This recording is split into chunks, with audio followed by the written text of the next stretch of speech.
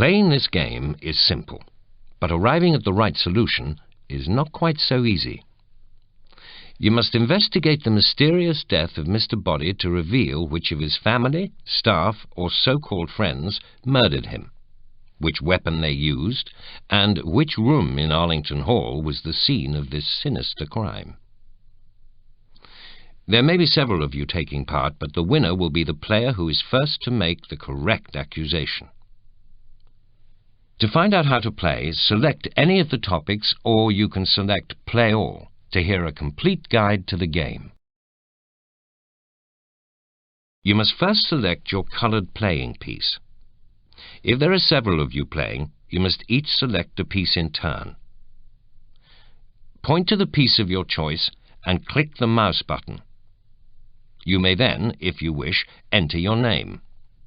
At any point during this process, you can change your playing piece or remove one of the players. Simply point to the appropriate piece, click the mouse, and press the Delete key.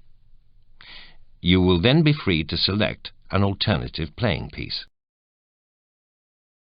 Each story can be played at 3 different difficulty levels. The booklet will tell you more. Select the magnifying glass on the player's selection screen to change the game's difficulty level. When you're ready to begin your investigations, click on the body outline.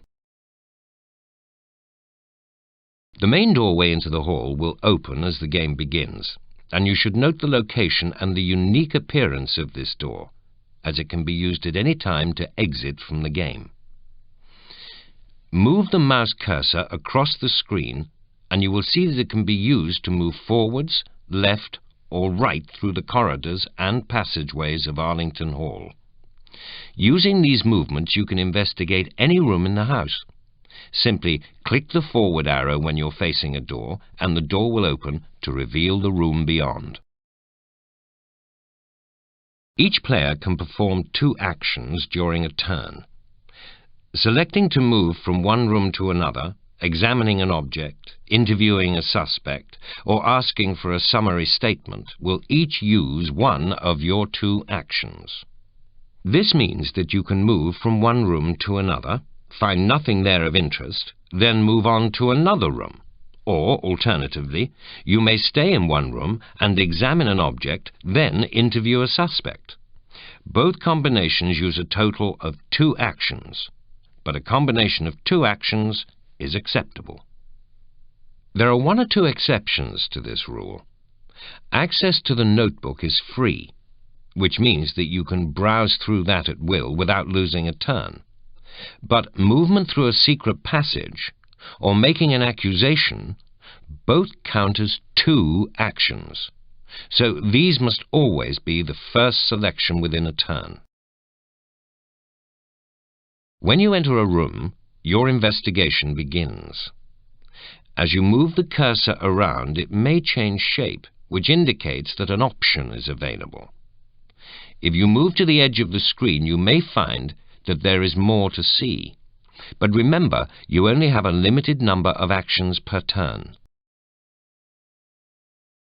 When you explore the room, you may discover objects which you want to examine for crucial evidence. These objects will glow, and the cursor will change to a magnifying glass when you point to them. Click on the object to see a close-up and to hear any relevant information. For example, there may be incriminating fingerprints on a weapon, or even evidence of blood. But beware of hasty deductions or accusations. Things are not always what they seem, and an empty cupboard may be much more significant than it appears. When you enter a room, you may discover some of the suspects are waiting for you.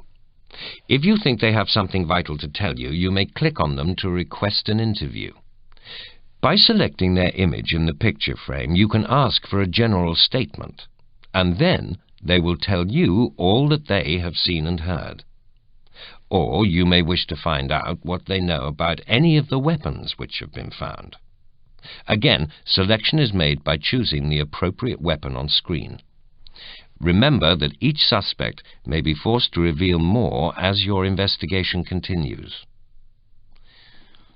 If a suspect has already been interviewed and has nothing more to reveal at present, you can ask them for a summary of their general interviews. If, however, you want them to repeat information about any of the weapons, you must select the appropriate weapon again. If a suspect has nothing new to tell you, or you simply change your mind about the interview, the picture of the hall will always take you back to the room you came from. A word of warning. The murderer may lie, although no one else will. But if you don't know who the murderer is, who are you to believe? A significant event or conversation may have taken place in the room you're visiting. Each room contains a clock, and by clicking on this, you'll be taken back in time to witness events that occurred in that very room some time before the murder took place.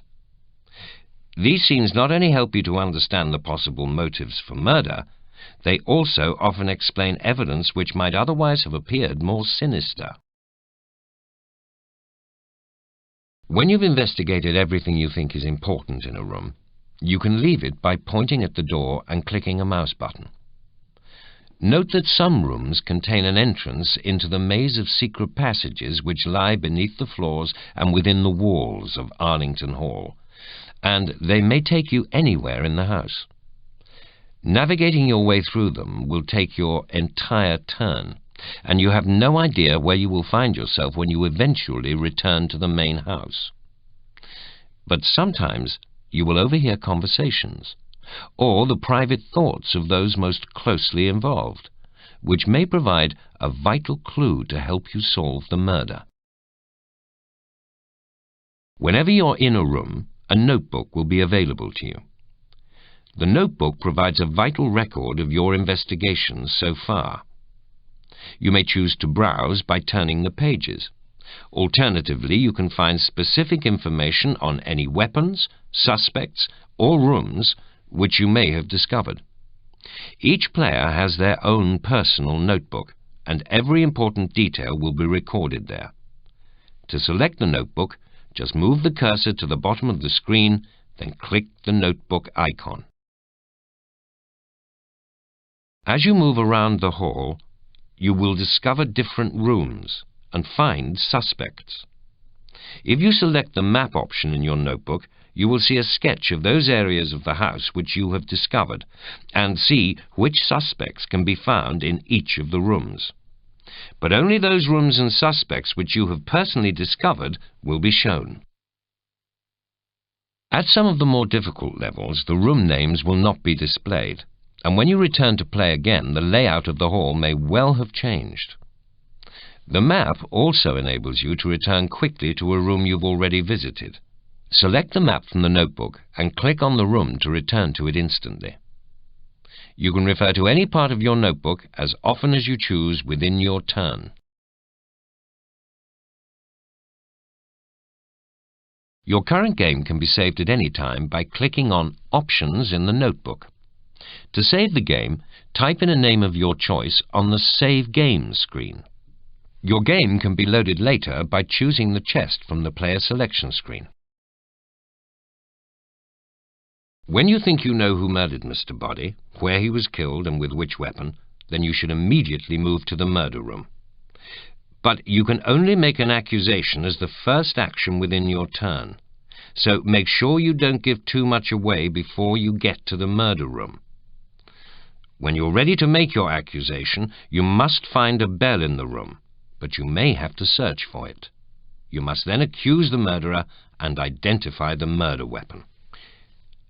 If you're wrong, you may get an opportunity to try again, but for an expert, only one attempt should be necessary. If you're right, then all will be revealed. If none of the players can solve the mystery, then you will have a choice. You may ask for the solution, or you may decide to leave the information hidden so that you can try again. But remember, a murderer is at large, and you must apply all your skills to solve the chilling mystery of Arlington Hall.